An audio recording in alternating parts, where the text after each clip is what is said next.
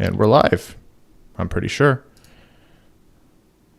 Not sure what the latency is like on this, but I think we are now streaming. I'm not sure if the chat comes through in real time, but if you guys can see this. And mute that. Mute what? Yeah, I'm going to have... Oh, no, I didn't hit mute on the live stream yet, so you were coming through twice there, and listening to you once is enough. So the video is coming through? Yeah. Good to go. Awesome. All right, guys. There seems to be about 250 of you in here, so first of all, holy shit. Secondly, welcome to the Winged Wheel Podcast 2020 NHL Draft Lottery live stream discussion watch along. Or Evan, as we're calling it, Brad shits his pants live on air. Not for the first time. It's just usually on the podcast we can hide it. We are waiting on Evan, who is customarily late. The chat, I'm just wanted to let you guys know. How do I mute this? Oh my god, that noise is awful. Is that what the echo is? Because I've got YouTube muted on my end, and if I mute anything else, I won't be able to hear you. Not that that's a bad thing, but might help if I could. Brad's camera lens is clean. He's just using the world's worst laptop in the world's worst lit room. Trying to get these guys to get started early is, Hey, dipshit! I was on here at 6:45 sharp, which is what you asked for. If you guys are hearing an echo, is anyone else besides Joseph hearing an echo? Because I shouldn't be the case. If you are, tell us in the chat. Otherwise, I think we should be okay. Evan is on his way. Regardless, what we are going to be doing for the next hour is talking all about the NHL Draft Lottery, the system and how it's decided. What are you laughing at?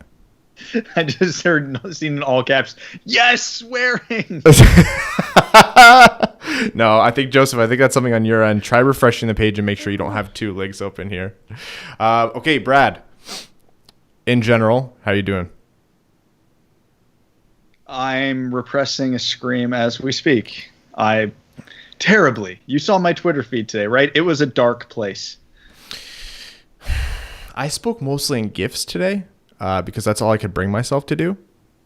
Are you literally just stealing what I told you on when we first? Yeah, we said there's an echo in here. That's why. I had to talk in GIFs on Twitter today because words no come out. Yeah, so we're going to be just kind of priming this a little bit. Once Evan gets here, we're going to be giving you guys a little bit of news on some fun things we're going to do during the show. We're going to try and build some good juju for the Red Wings. Maybe donate to some charities. Born to Dan Hart on Twitter is joining us in another giveaway, or not a giveaway, a kind of a sponsorship thing in which we are going to be donating money to charity to try and build up some good karma for ourselves. So, Brad, the draft lottery today, Yes. Would love for it to have been straightforward, but so much has changed the entire week, even since last episode. We had another Bob McKenzie thread where, first of all, it kind of felt like he was priming us to have the draft lottery results taken away, which is exactly what it sounded like. Secondly, I'm okay with if we pick fourth, but if we pick higher than that... Oh, look, if the Red Wings pick fourth and then they say, no, we got to redo it and all 31 teams get a shot, I'm like, hell yeah, because it can't get worse than fourth unless they bump the Red Wings down to sixth, in which case I'm saying no. Like, absolutely not. And did Go ahead. Sorry, I hate to be like the over-the-top alarmist type, but if there's a scenario where the Red Wings get first overall and then no longer have first overall, that is the point where I'm like actually boycotting the NHL. Oh, yeah. That would be... Could you just remember our disappointment when we thought for 3 days there was a chance we'd be guaranteed a top 2 pick and then that was taken away? How crushing that was. Could you imagine actually having it and then having it taken away?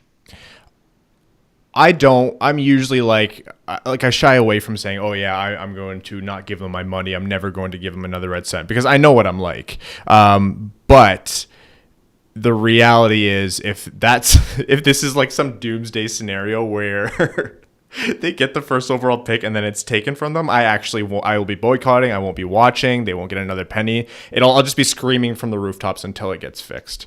Listen, I have the capability to watch the Red Wings legally in multiple channels.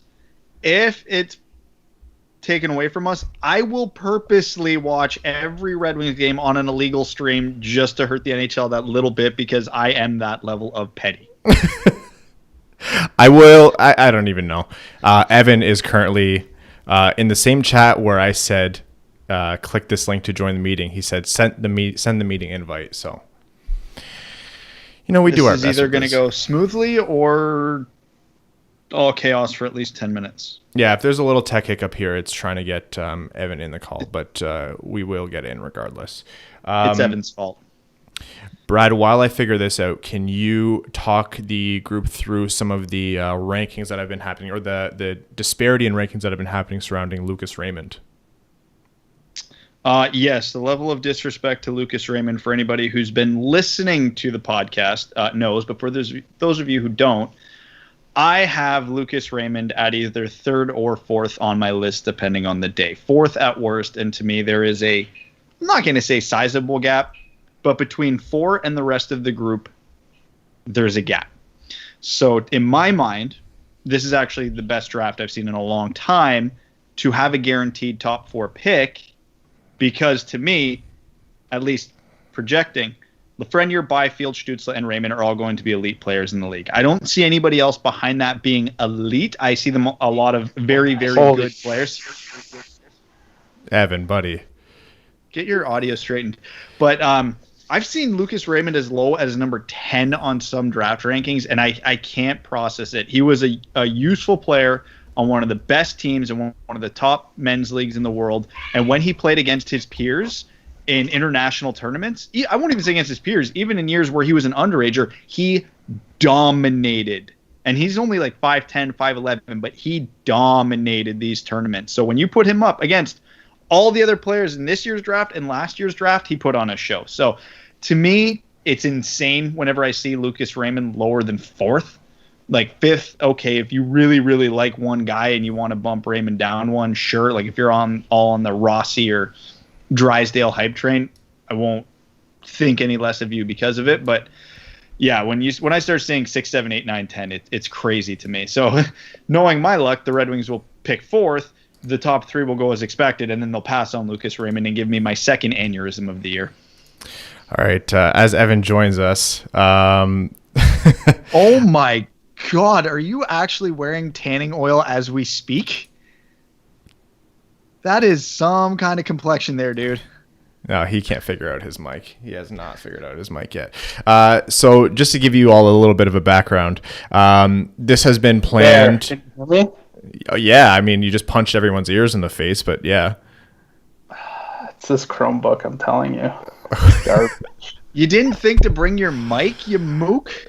Oh, what do you think I'm on? This does not sound like your mic. You have to go to in the messages that I sent you in our Skype chat, or in our Messenger chat, Evan, I said, go to your Skype audio settings and switch to the mic. What's up with Evan? Oh, who knows? So this is the first anything that we have since March, and it will be the last anything we have until the draft in likely October. And Evan double booked himself. Am I really loud? No, you're just echoey. Echoey? No, you're not terribly echoey. You're just not using the this mic here. No, echoey. Yeah, that's not. It sounds like you're 100 feet away from your laptop. When's the draft lottery going to be held? It's going to be at 8 p.m. How many credits to unlock Evan as a playable character? 4. So as Evan figures out his mic stuff, Brad, the thing that got me about Lucas Raymond is I was always probably a little bit shy on Lucas Raymond. I was giving a lot of weight to Marco Rossi and even Jamie Drysdale for teams other than the Red Wings before the draft. But, you really put me on watching more of him, and you've convinced me more or less that his ceiling is that hate NHL player comparisons, but the Mitch Marner type, the Mitch Marner of this draft. And I was like, you miss out on Lafreniere, you miss out on Byfield, you miss out on Stutzle, but Raymond at 4 could still end up being the second best or best, not best, anything can happen, but one of the best players in the draft. And that, in my mind, like, I thought I was catching up to the crowd on that. I thought I was like, well, everyone else knows about Raymond. He's going to be the bona fide number 4 no matter what. Rossi's going to probably go lower than I think. And then now that I'm seeing all this stuff about, NHL teams not being so high on Raymond, it's kind of weird. One thing that I saw was his skating. They talked about his skating. I'm like, yeah, he's not the fastest guy in the world, but his edge work is fantastic. Like, he's pretty agile, and I care about that more than top end speed for a guy who's as effective at both ends of the ice like him. I mean, skating gets too often labeled on just a north-south basis, and like, obviously Raymond's not a burner. He's not gonna beat a ton of guys in the NHL in just a straight line race. Not that he's slow. He's not. He's probably a hair above average relative to his peers, but like, his east-west skating, his agility, his edge work, his ability to dart in and out of traffic, his skating's a 9.5 out of 10 when you're talking about it in that standpoint. You can still be extremely effective and not play at Pavel Bure or Connor McDavid speeds. So, and especially the way the NHL is going nowadays, with all due respect to guys like Athanasiou and Stutzle, it's not a rush league anymore. No. How many goals are truly scored off the rush in the NHL these days? Not that it's zero, but it's way under 50%. So if you want to know the best ways to produce offense, it's the guys that can get the puck in the offensive zone, and when they're there, do something with it. It's why the only reason I have Stutzle and Raymond interchangeable, and even Byfield to an extent with me, is because I think Byfield and Stutzle, despite their straight line speed, are actually great off the cycle as well. So their ability to play off the rush is a bonus, not a requirement to me. So, and not that, again, Lucas Raymond can't do that. He can. He's a zone entry artist. But yeah, it frustrates me when players like that get pigeonholed for one thing, and that one thing doesn't even really limit them in any impactful ways. No, and as we approach the draft or like key milestones like the draft lottery, people tend to like isolate those little points. They're like, well, this player is not perfect with this thing. Like, yeah, all right. Like, it's because we've been talking about these guys ad nauseum for months and months and months. And now that this has been delayed, think about how bad it's going to get. Like, we're going to be complaining about someone's middle name by the time we reach October. Like, these players are not going to be perfect. And the perfect ones are going to be going first and second and third overall. And even then, what was the last perfect player that was drafted? It was Connor McDavid. Alexis Lafreniere still had to get over he's not that great of a skater stuff. He's this elite, and he still had to get past, well, he's not a perfect skater. And not that it's unfair to discuss that kind of thing, but people really latch onto it, and they pigeonhole players with it. So it's easy to get carried away with it, and we're guilty of it too, of course. I mean, you go on air and talk twice a week, and you force Evan to say some words sometime, and you're going to find some digs at players incidentally. But some questions that are coming. Go ahead. Let's not forget about Lafreniere, 2 ankle injuries this year. So you're going to knock his skating when he was basically playing on 1 foot for half the season, still wins CHL Player of the Year, still wins World Junior MVP. Like, get out of here. I better not hear a damn thing about Lafreniere's skating tonight. It doesn't even matter. So we have 450 of you in here now, which is absolutely wild. If you guys want to do us a favor and like this video, and or subscribe to the channel would be a huge help for us, and it will help more people see this stuff. So obviously in in the before times, we'd all be in this studio, which we have. You see the jerseys up on the wall. You can't see because my laptop is on the table, but we have our beautiful Winged Wheel podcast table.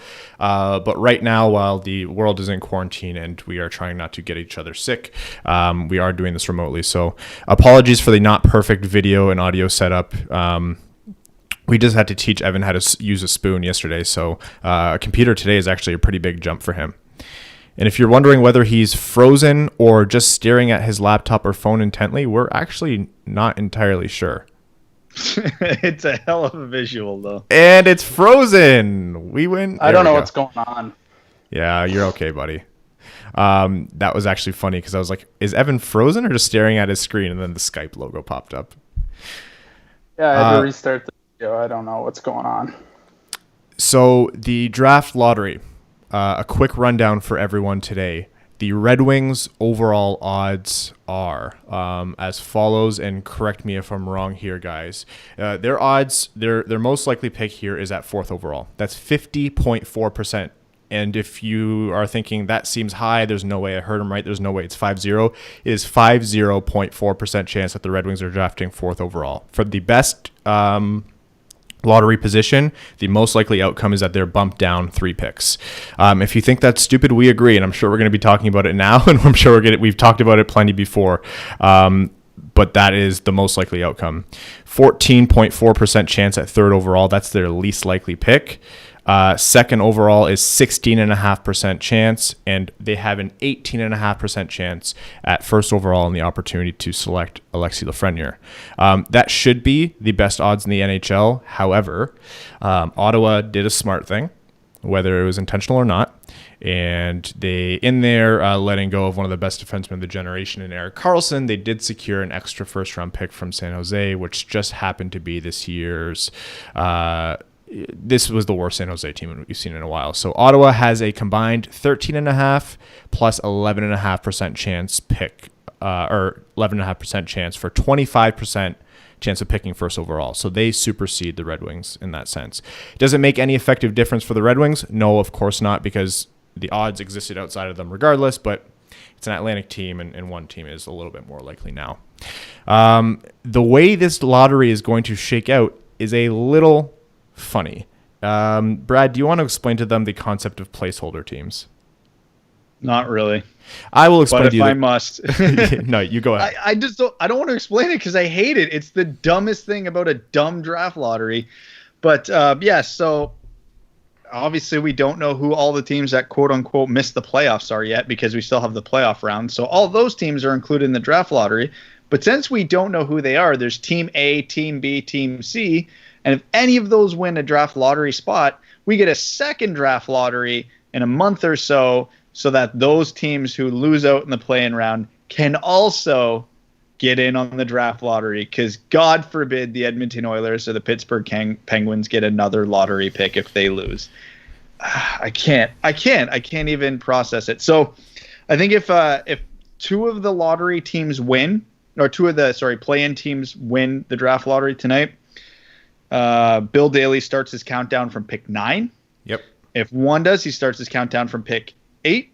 And if 3 of them do, we don't have a draft lottery tonight. And if you say that sounds dumb, you'd be correct. But it's also possible that we don't have a draft lottery tonight. Absolutely no showmanship. Like, we can't do a countdown. We have to just get it over with as soon as possible. I wonder how they're going to do that, because Bob McKenzie mentioned specifically, like Brad said, if there's no placeholder teams that win, it's going to be a countdown from 7. If there's 1, it's 8. If it's 2, it's 9. But he didn't say what happens if it's 3. He said, well, there's just no lottery. So is Bill Daly just going to get up and go, you all lost. I'm sorry. Good night, guys. Anyway, here's Alexi. Like, seriously, the chaotic evil part of me says if Detroit's going to get bumped down to 4, I want 3 placeholder teams. I can't decide if I want 3 placeholder teams or 3 teams that actually deserve it. Like, yes, you don't want to root for other Atlantic Division teams to win it, like Ottawa, but at the same time, you know what? Ottawa should be there. So I kind of want Ottawa up there, but I don't know. Best case scenario, if it's not Detroit, is just Western Conference. Send him to LA. Don't care. As long if it's not Detroit, he needs to go west. Western Conference runs the risk of Chicago. It runs the risk of Edmonton, or not. Edmonton. If it's not Detroit, I hope it's Edmonton because I want that to expose how stupid this idea was. I want Edmonton. I want Winnipeg, Calgary. Let's get weird. If there's one of Winnipeg or Calgary will be in it because they're playing each other. Winnipeg or Calgary. There are a few good things that could come from this draft lottery. First and foremost, a Red Wings first overall pick. Secondly, and I think this is a firm second place, it is the last ever draft lottery of this nature. Just so the NHL can learn. If we need to burn it to the ground to build it back up, then so be it. Third and fourth are Red Wings' second and third overall picks. I will not celebrate a fourth overall pick. A fourth overall pick, like Brad says, if there's ever going to be a year where we're going to have a fourth overall pick, fantastic year for the Red Wings to be drafting fourth. They could be getting Lucas Raymond. Byfield or Stutzle might slip. Like, it's not likely, but it could happen. But I will not celebrate it. I can't bring myself to be okay with it. It's just such a phenomenally stupid system. It should be a one, max two team, two lottery winners for this system. Like, I wouldn't even care at this point, as dumb as it would be, if they just took every non-playoff team, gave them equal odds at first overall, but only one team won it. I'd like that better than this. Because then at least, the worst teams aren't falling. Because for context of the draft lottery, for this particular draft lottery, dropping from 1 to 4 isn't disastrous because you do have Stutzle and Raymond and Byfield and hell, even Drysdale and Rossi are top grade prospects to fall back on. This isn't a normal draft in the top 4. You go back years, every once in a while you get that Cale Makar that slips to 4 and Pedersen that slips to 5, but that was the same draft. But also in that draft, number 1 and 2 didn't pan out to what everybody hoped they'd be. Nico Heischer's no slouch, but still. He's great. If you got Hischier at 4, you'd be happy. Oh, yeah. But it's Hischier would probably slot in for this year. It's not common. It's because, again, you get good players at 4. If you're picking fourth overall, you're going to get a good player. But, this draft has, in my opinion, 4 players at the level or better than Mitch Marner. That should speak for itself. And knowing how the Red Wings luck works, we'll drop to 4 this year in one of the crazy strong drafts, but we missed out on that true superstar next year in Alexis Lafreniere. We'll win the draft lottery next year in what's shaping up to be a pretty weak draft at the top. And then everybody would go, oh, well, you won. Yeah, but I would take number 4 overall this year over first overall next year at this point, honestly. So everybody go, you got your draft lottery, and I'll just go, yeah, but. The thing that has surprised me maybe even more than the Lucas Raymond thing is, sorry, I'm just going to move my mic here, is the Stutzle ranking at second over Byfield. And that's not new. We talked about that last episode, but still, I kind of want to speak that into existence because if the Red Wings do move down as far as 4, I want Byfield as close to them as possible. Because I've really taken a look back whenever flips and consensus rankings come about like that. I try to take a look at it and I try to decide whether or not that's a change that would be reflecting the rankings or tiers in my head. And I really can't come away from Byfield at second. If Eisman walked up to this stage and Detroit had the second pick and took Stutzle second, I wouldn't be mad. I'd be like, yeah, man, it's pretty close. Brad always preaches this, that the gap between 2 in the field is bigger or smaller than the gap between 1 and 2. But I would still prefer Byfield and the potential of an elite freak of nature, physical talent like Quentin Byfield. It's funny too because for all year we've been saying, well, yeah, Byfield's not a flashy player, but he's effective. But given his skill set, we're not super concerned about that. As soon as Bob McKenzie's rankings came out and he said only 5 of the 10 scouts had Byfield at 2, 5 of the 10 scouts had Stutzle at 2, and 2 scouts had Byfield at 6, I'm like, my immediate brain went, I wasn't concerned, but should I be? I'm like, I immediately that night went and watched more Byfield highlight videos, and I'm like, I don't agree with it, but I can see it. I see what they're talking about. So now I'm like, oh my god, and I don't see that with Stutzle, but I also don't see 6'4" with Stutzle and physically imposing. And I know that's hypocritical coming from me because I've always said the most overrated thing in a draft is size.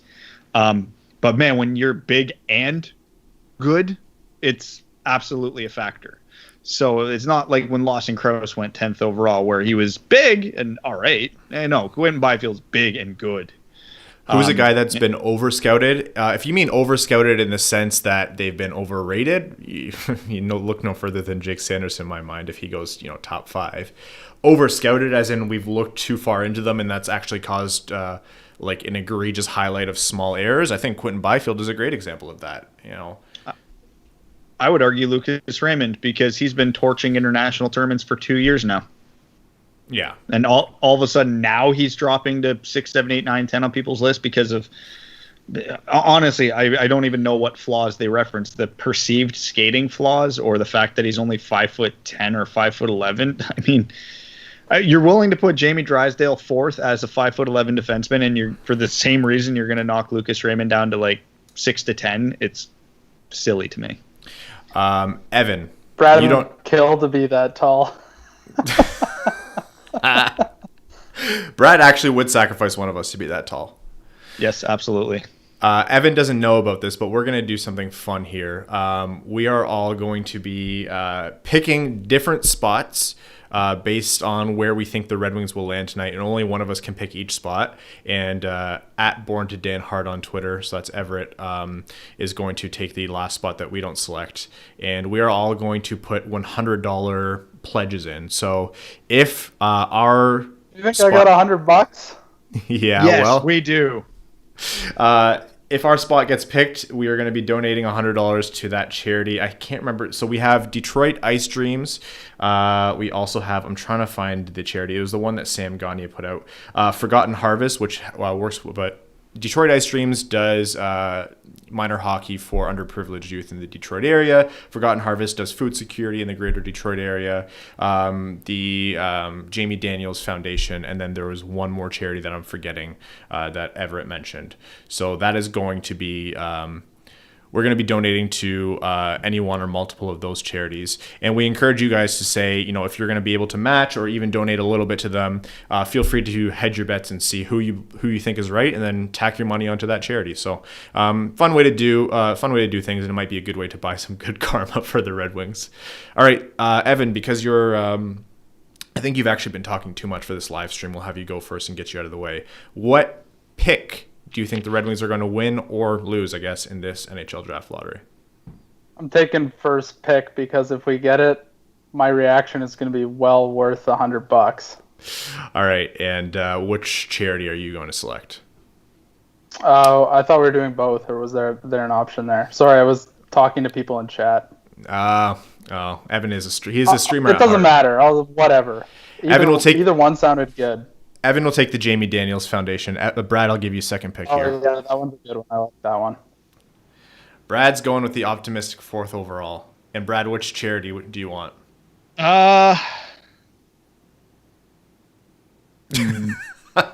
Let's go with Gagne's.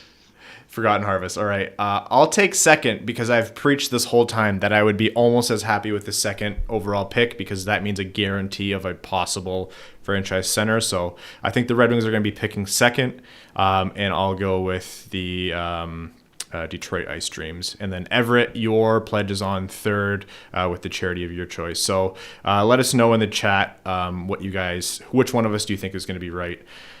Mathematically, it's going to be Brad.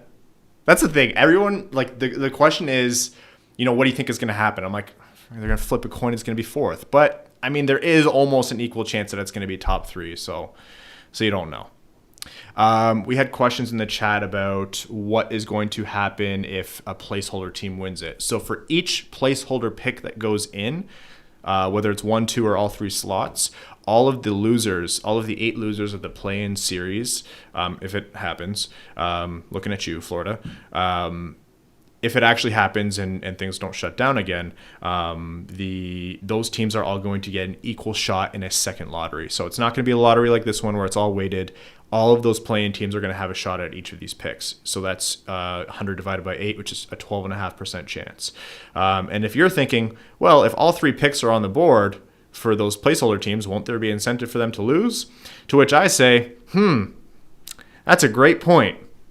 Some people think there would be no tanking involved ever, and I think, in a forgotten year like this one, it'd be a hell of a time for a team like Chicago, who really shouldn't even have been in, to say, yeah, we're not going to win a cup with this roster, so maybe let's try for one of Byfield, Stutzle, or Lafreniere. That's enough pessimism, though. So here are some more... That's what I'm here for. Again, we do actually have to talk, because we were flip-flopping who's the pessimistic one and who's the optimistic one, and it kind of happens naturally, and we might have to put a pulse on it. We're coming dangerously close to Evan being the optimist. I'm the optimist with the Red Wings. I'm the pessimist with the league. How are you an optimist with the... anyways. Okay. Because I try to find the silver linings about that shitty, god-awful team, okay? I'm going to put the channel on now so I don't miss it when it starts. Okay, so for those of you who want some cheat codes as you watch, and I call them cheat codes, it's mostly just like pure masochism, because why would you put yourself through this? But if you want an idea of what to look out for to give yourself a sign as to what's going to happen, again, if the countdown starts at 7, if Bill Daly starts revealing cards at 7th pick, that means no placeholder teams won. If the countdown starts with the 8th pick, 1 placeholder team won. If the countdown starts with the 9th pick, 2 placeholder teams won 2 of the 3 spots. If all 3 spots go to placeholder teams, there's no actual draft lottery. Detroit is guaranteed to be drafting 4th overall if we see one of the following. The San Jose Ottawa pick, so Ottawa's pick that they got by trading with San Jose, if that is 6th, that means we know Detroit is drafting 4th. Or if we see Ottawa's actual pick down at number 5, Detroit is drafting 4th. It's just a little bit of logic puzzling there to figure out why that's the case. But pretty much if those teams got bumped down 3 spots, it means Detroit got bumped down 3 spots, because Detroit winning the first pick wouldn't bump them down a spot, et cetera, et cetera. It's all just kind of a little game. So keep an eye out for those things, or don't forget I even said them if you want to build up the suspense, but we might know pretty early on. Okay, we'll take some questions in chat. Evan, you're going to be in charge of picking some questions for us to read out on air. I know there's a little bit of latency as the chat comes through, so if you guys have questions you want answered by us, let us know, and then we will kind of discuss them. There's a lot. Well, give us one. Should first there are a lot of people asking me about golf tutorials. No, we're not doing golf right No. now. A lot of people are just saying my name. Yeah. People think you're wearing a Leafs hat. It's actually a Blue Jays hat. It's yes. For people asking where to watch. People are asking where do you watch prospect videos, highlight videos, other than I guess YouTube, but like where's a good repository for them? I mean, honestly, you'd be amazed how much you can find on YouTube. And quite honestly, I've been struggling to find stuff ever since Prospect Shifts shut down. Yeah. So now it's mostly just streams or saved streams wherever I can find it. I wish I could tell you right now I've got a good, consistent source. I don't. When the season's actually going on, it's a little easier because you can just go to the stream of any game at any point, given that you're free. But yeah, right now it's a little scattershot and a little rough. Yeah, rest in peace, Prospect Shifts. I remember like they offered us a partial refund because they ended like 90% into the year. I was like, no, man, please just come back. Relying a lot this year, I actually started to save some videos, which I am very thankful for, but I didn't nearly save enough for how much the kind of draft and its rankings evolve over time, especially now that the draft has been delayed 4 months at least, because the draft would be happening right now, right? This would be the first round. Stop. I was thinking about that today, actually. Yeah. Do you think we have some questions? Kalen asked who do we go for at number 2, and I still say Byfield. Then she asked Ryan, why is that the best pick? Stutzle, Byfield, someone else. I think we've kind of talked that one through, haven't we not? Yeah, why do I think Byfield is the best pick at 2? Look, if you're big on Stutzle and you want to, slap me in the face for even insinuating that it might not be Byfield, I have put in a beer order, and bless Mel, she's actually coming to refill my glass, so that's amazing. My pick is Byfield at 2. You can come in. It's a live stream. Everyone knows you exist. Hi, everybody. Good luck. She says, good luck to everyone except for Evan. Byfield at 2. You don't want water anymore? You just want beer? Yeah, obviously. I'm done with water. It's nearly the witching hour. Byfield represents the opportunity for the Red Wings to have what I think is the most important piece that this team needs, which is a number 1 franchise center that could be a superstar. Is that what Larkin is right now? Yeah, but you know what would be great? If Larkin didn't have to be the number 1 center. Larkin can still be the most important player on this team, but if there is a player better than him manning the first line, imagine that center depth. When Pittsburgh won their cup with that awful defensive core, what did they have? They had a phenomenal center core. Obviously, one of those players was Sidney Crosby, and the other one was not top 100 player Evgeny Malkin, but still, I think it is the most crucial position in the sport right now, especially if you're going to have a superstar there. So that's why I still prefer Byfield at 2. And I think Stutzle can play center, but I also think he might be better served on the wing. Another question. Hold on. Shut up. So, you talk too much. Here's the thing. Ryan's going straight off position, but let's say we're 50-50 on Byfield and Stutzle. Yeah, the center would be preferred. It's a bigger need for the Red Wings. But if we want to break down what type of player the Red Wings need, they have a far bigger need for an elite playmaker right now, which is Stutzle, not Byfield. Not that Byfield's a bad playmaker, but it's literally Stutzle's thing. So even if he's playing the wing, though, I would argue the Wings have more of a need for a player like Stutzle. Another question. If the Red Wings are at 4 and let's say the top 3 go as expected, do you think the Red Wings entertain drafting Perfetti since they've got a good look at him this year? I mean, I would hope they're considering everybody at 4, or else they're not doing their job. I don't have specifically him. I mean, of course they would entertain it. They're going to get a lot of looks at him. It's hard to say without being in the scouting room. Would I entertain Perfetti at 4? No, but I could see reasons why they would like him. Where I'm at on Perfetti is I know he hasn't been discussed a lot by us leading up to this, and it's probably unfair from us as we tend to narrow down to a handful of guys within the range Detroit's going to be picking at. Note that we are going to be expanding that range as long as it's not pick 1.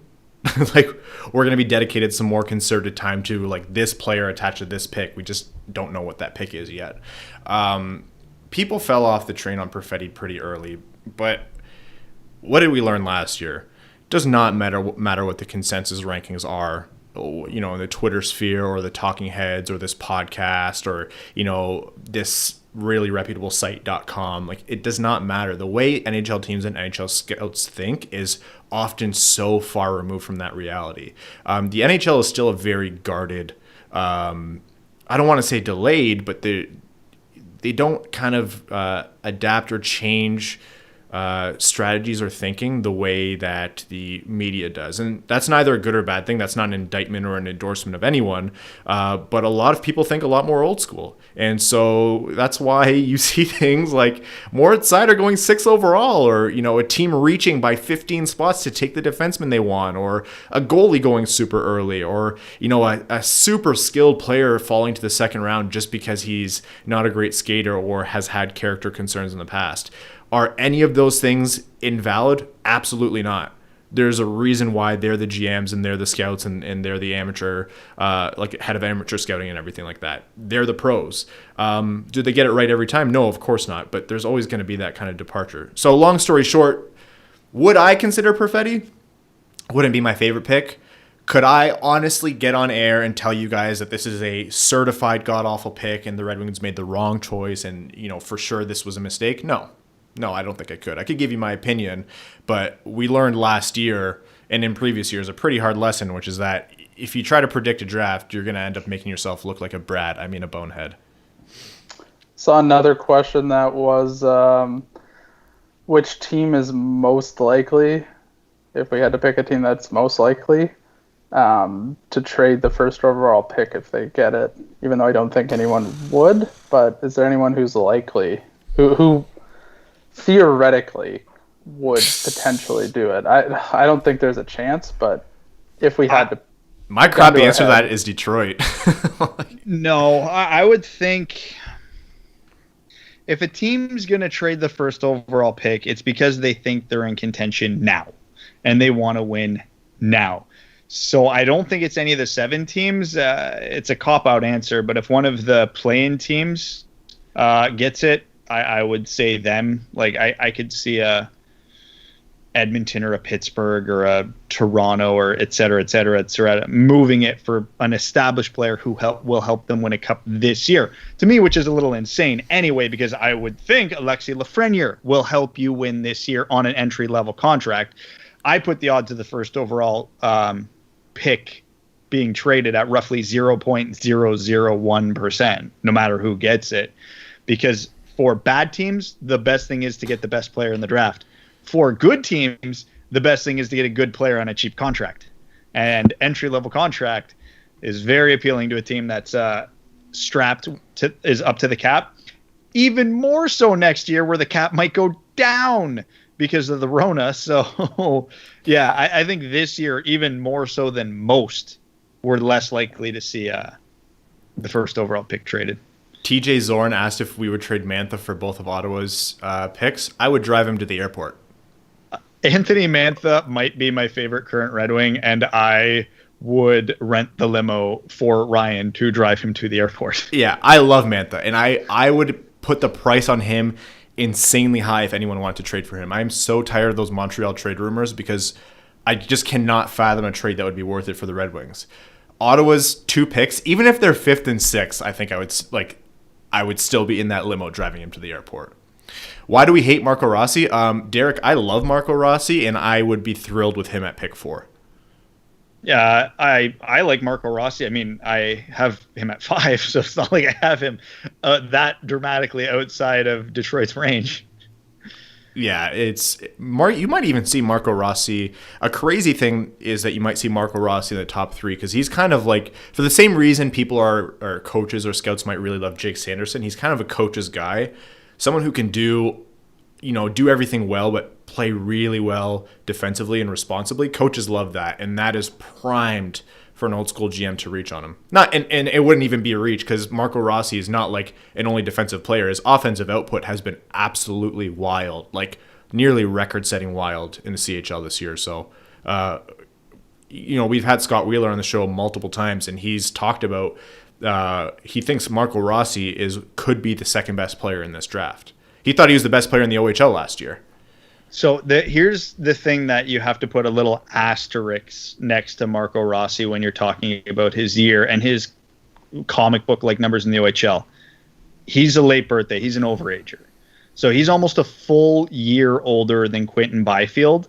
And obviously in a junior league, a full year worth of development is going to give him a huge thing. Now, that's not to say Rossi's not good or deserving of 3rd, 4th, 5th, 6th overall, whatever. But when you see 120 points, it's not the same as Quinton Byfield had he put up 120 points if it wasn't for his injury this year, because Byfield's would be more impressive due to the fact of a year less development. All right, Evan, hit us with another one. There's a lot of chat right now. It's very hard to keep up with. Type faster, guys. Make Evan read more. He's been at work all day. Besides Larkin, who would be your most ideal pick to be the captain? Whoever we pick in October. Almost unironically, Alexis Lafreniere. Yeah, honestly. Almost. Is it bad that my actual answer is, well, probably Bertuzzi, and then after that, maybe honestly Mo Seider? Because Because, like, as much as I love Mantha, Zadina, Fabry, they don't seem like the type, and I'm not, under any circumstances, giving it to one of the vets on this team. No matter how much I like a guy like DeKaiser, just, he might not be here for more than a year or two. And also, I want to give it to a good player. Hronek would be a pretty good bet as well. But in the long-term outlook, I'm still more excited for Seider than Hronek. But yeah, there's this is why it's obviously Larkins. There's not a lot of great candidates on the team right now. For people who are wondering, this is from a brewery down the road, and it's a red ale. I chose a red ale today for obvious reasons. So, trying to get the good vibes in however we can.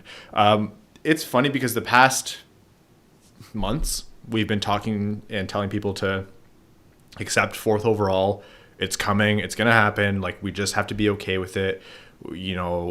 The Red Wings are still going to get a phenomenal player there. The player they get there could still end up being the second best player in the draft. Will probably be the Red Wings' best player if everything goes well. I woke up this morning and felt sick the entire day. I had like jitters and nerves the entire day. I can't practice what I preach. I've just been like so anxious about this the whole day. All right, Evan. What's the trade value for Rasmussen? Nothing. Great. Not a lot. So let's just ride it out and hope he gets better. He had a decently productive year in the AHL, and I think Rasmussen's still got a useful future with Detroit as a specialist. I don't think he's going to be worth 9th overall, but I think he'll be fine, if that's the right word. If the Red Wings win, or if the Rangers win the Stanley Cup and the draft lottery, what are we going to call the new hockey league that the Red Wings and the other 30 teams move to? Gary Bettman's not allowed here league. If the Red Wings don't win the draft lottery, I'm here for the type of chaos like the Rangers winning the Cup and the draft lottery, honestly. Is that pick from the trade, though, not protected? Because that's rare nowadays for a pick to not be protected. I actually don't even know the finer details of that one. I'm trying to balance, there's a few trades that are relevant here, and remembering which ones are protected, which ones aren't is a nightmare. But I'm pretty sure there is a scenario here where the Rangers do win them both. You guys can call us stupid in the chat and confirm that. Why do people think the Red Wings should trade Helm? He is so damn important and the only player that's older that's truly good on this team. That's from Martin Hultberg. So even if you think Darren Helm is a good player, which he's not, he's an adequate player given his age, okay? It doesn't matter. His contract is up at the end of this year. So anytime you have an expiring contract, you either extend him before the end of the season or trade him and not risk losing a player for nothing. And given that Darren Helm is a usable bottom 6 forward at this point, he will actually have some trade value. So if we could get a 3rd or a 4th round pick for Darren Helm, that is worth way more than the extra 3 months of meaningless hockey Darren Helm would play for the Red Wings.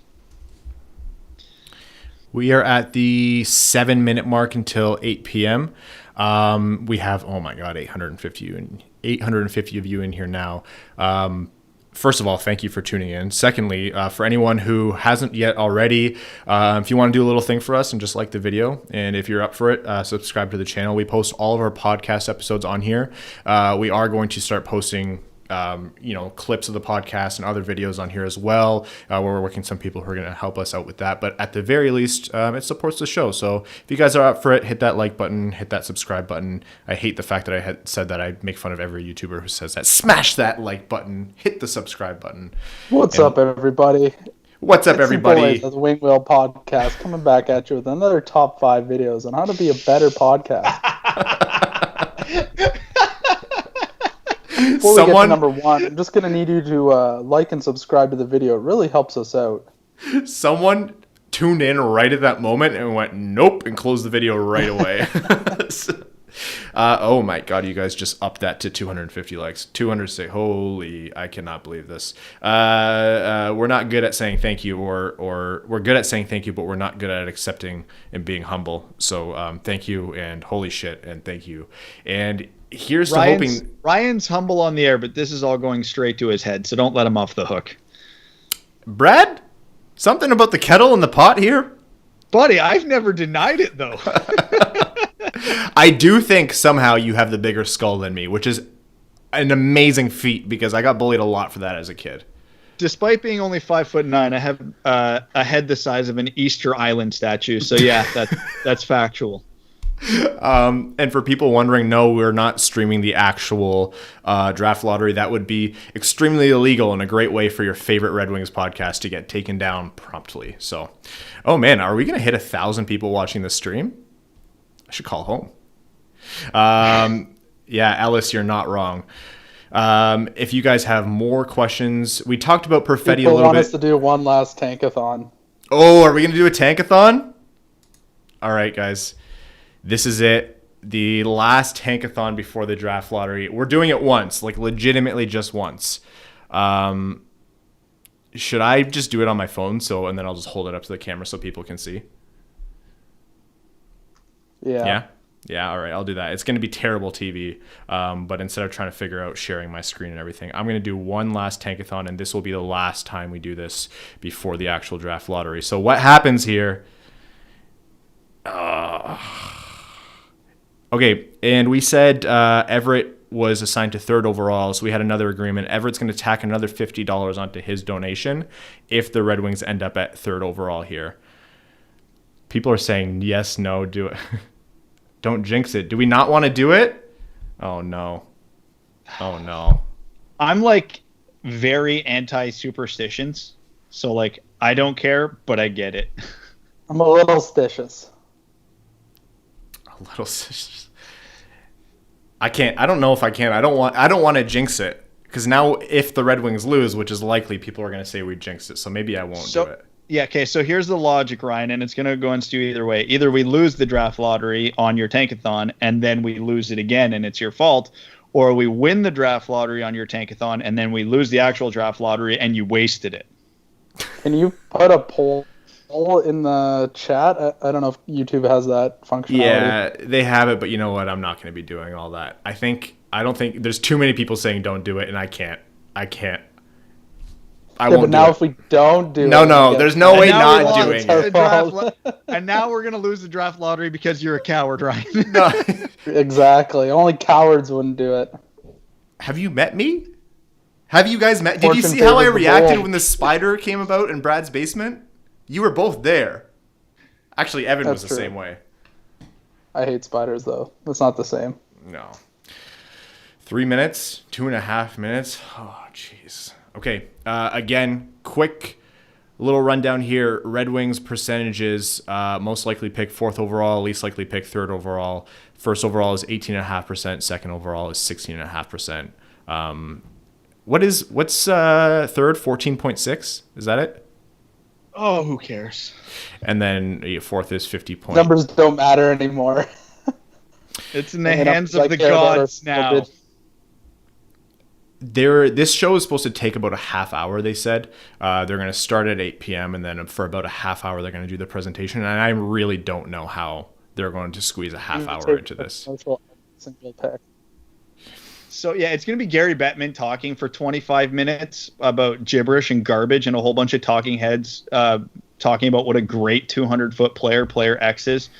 And then draft lottery, then disappointment. Then they tune into the then they go to Alexis Lafreniere for an interview, which is the point we either watch intently or turn it off because we can't even deal with that. And then we all go to sleep, depending at varying levels of sobriety. Oh yeah, this is. I had another drink, like a quick whiskey earlier, and I have the beer now, and I've kept it level because I had to figure out a lot of stuff to get the stream going. But if they win or lose completely, like if it's 1 or 4, my keg downstairs is being emptied. That's the only solution here. How far would Askarov have to fall? This is from Atreyu Bull, great name. How far would Askarov have to fall to try and trade up to get him? What would you trade for the pick? Well, it depends where the pick is. I would start considering it around 20, give or take. Yeah, depending what the ask is, right? Because if you're going up from like 32 to 20, you're giving up something pretty good at that point. Probably not a first round pick and probably not a top prospect, but something of substance, a second round pick, a second tier prospect to move up that much for that caliber of a player. That being said, depending on how the draft order goes, I have a hard time seeing Askarov getting past New Jersey's second pick because it just makes too much sense for them. Like it made too much sense for Florida last year before they signed Bobrovsky. But yeah, you never know. And if he gets past New Jersey's second pick, there's too many teams between 10 and 20 who will be willing to roll the dice. Has it started? It should be soon. Home. Why is there basketball on my screen? Yeah, I'm there's going to the basketball on my washroom screen, very too. quickly so I don't It do says- it in my pants. Yeah. Good for you, pal. I'm proud of you. What Sportsnet is it? SN Ontario, Brad? It's there we go. Yeah, Sportsnet Ontario. They have lottery balls on my screen, so I'm assuming this is it. Yep, this is I it. can't. I don't. I really wish we weren't watching this right now because I don't have the mental capability to properly cope with this. I don't. It's ugh. They're doing a whole prelude thing here. I'm not watching till they start flipping cards. Honestly, I just can't. Okay, so NBCSN in the States, Sportsnet Ontario in Canada.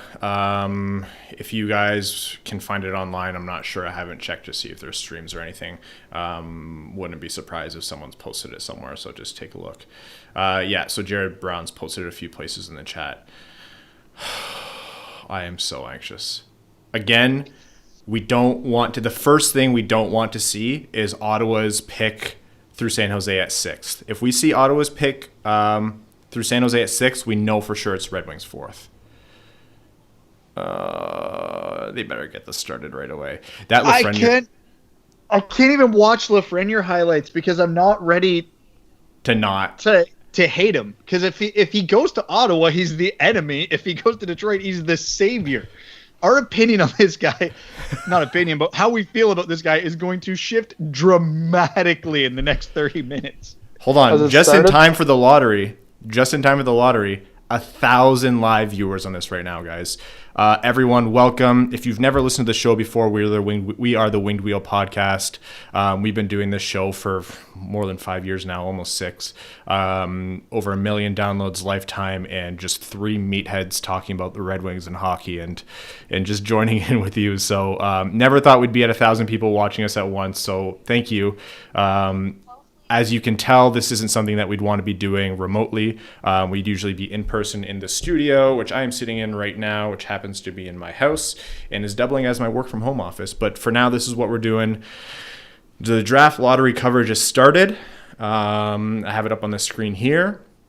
My voice is shaking not because I've had too much caffeine, but because I am actually this anxious about it.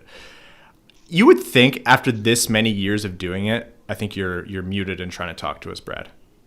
I was. Having 1,000 people here to inevitably watch our mental breakdowns feel like cruel and unusual punishment, if I'm being honest. If there are any kids around, if you're a parent with kids, or you're someone who doesn't like swearing, we generally keep swearing to a minimum. On the show, we try not to swear at all, but on live streams and Patreon exclusive stuff, say stuff like ass and titties. Yeah, that's Evan's rules are if he's going to be doing extra stuff outside the episodes, he has to be allowed to swear, so we've allowed him that. So there might be some swearing depending on what's going to happen here. To my right is I have a selection of 2 windows that I can jump out of. And to my left, or straight ahead of me, is an entrance into the eaves where I will go and live in my own attic for the rest of the summer if the Red Wings win 4th overall. I have told... Shaved his head. What's that, Evan? Steve Eisenman shaved his head. Does he always have a shaved head? I don't know. He doesn't. Where's Oh, Eisenman? jeez. Oh, my God. That's Stevie. That's unsettling. Stevie's But watching anyways, the live feed on his phone right now. Yeah.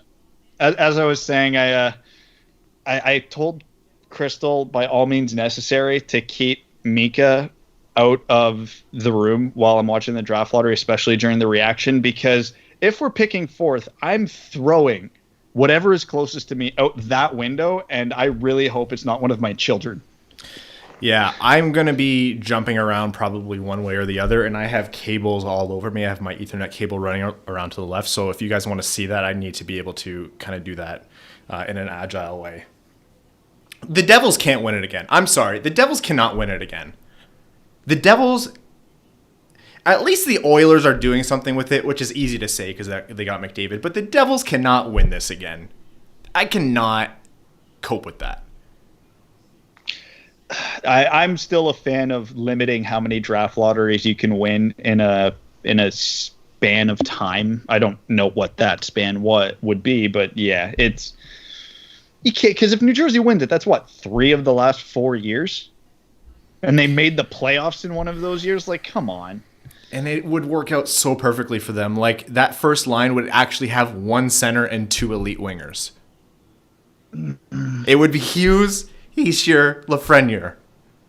No, that would be disgusting. No. I'm not even. Now that we've said it, spoiler, we know what's going to happen now. Should have ran that tankathon. No, man. I am not wearing that. I refuse to wear that. Last year it got leaked. I can't tell you guys how to live your life. We are not going to look at the leaks if they come up. The chat is kind of delayed for us, so if you do want to put it in the chat to spoil it for people, I mean, I guess just try to be considerate and wait for it to not be spoiled. Wait for us to react to it, depending on the timing of our streams. But we are going to be reacting as we see it on TV in real time.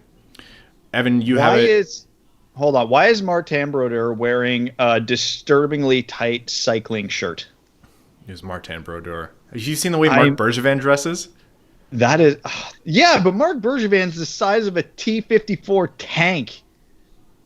Yeah, it's the French man. Their 1 first-round pick they got from this ended up being worth more than everything else. It could end up being worth more than everything else in this trade. I hate giving Ottawa credit because Eugene Melnyk doesn't deserve it, but Pierre Dorion, it's kind of like that broken clock is right twice a day thing, but he is right more than twice a day, to his credit. I don't think it's a mistake, and I wouldn't be surprised by the time Melnyk is out of Ottawa in now or 15 years. Get off my mic, fruit fly. I wouldn't be surprised if Dorian comes out and says, "Yeah, I was doing a lot of the stuff at the direction of ownership." Eric Evans, firefighter, medic in Harrison Township. Eric Evans, please be our good karma here. All right. Let's get this show on the road, please. Why are they... So much filler. Classic NHL. A lot of foreplay right now. Yeah. Well, it's going to be a 30-minute show, so I'm not sure how they... We are a bit behind. Yeah, we probably are a bit behind in terms of the latency to you guys. I don't have this set on ultra latency because I don't think that would be possible generating a Skype call through this chat. But there is going to be a little bit of latency. So you guys will see before we do, or at least you'll think you'll see before we do. I won't look at the chat the moment this starts. I'll just be talking at you. We'll be talking at you. I won't be able to talk. So that's easy. Can you tell me when Bill Daily goes up? Because I am streaming it on my phone. Can you? So are you just gonna hit play when it comes? Yeah, so I'm not $100 over in data this month.